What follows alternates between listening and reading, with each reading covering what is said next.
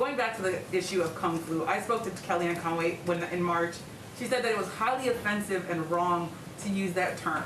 Does the president agree with Kellyanne Conway, or is he now saying that that term is not highly offensive and wrong? Because again, that was Kellyanne Conway's own words saying Kung Flu is wrong. The president does not believe it's offensive to note that this virus came from China and to stand up for our U.S. military, who China is making an active effort to completely defame, and that is unacceptable to the president. You're okay now. By the way, it's a disease, without question, has more names than any disease in history.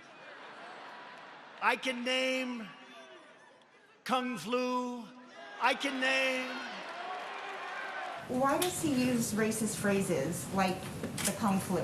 The president doesn't. What the president does do is point to the fact that the origin of the virus is China.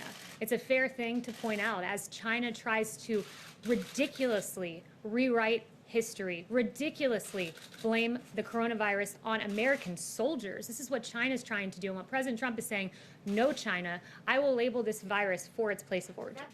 Kung Flu is extremely offensive to many people in the Asian American community. To be clear, are you saying the White House does not believe it is racist? To be clear, I think the media is trying to play games with the terminology of this virus, where the focus should be on the fact that China let this out of their country. The same phrase that the media roundly now condemns has been used by the media. I can go more examples. Wuhan virus, CNN said on January 22nd, and we can go on and on and on. So while the media wants to focus on nomenclature, the president's going to focus on action. The media has never called it the Kung Flu. Calling it the Chinese coronavirus and calling it the Kung Flu are very different things.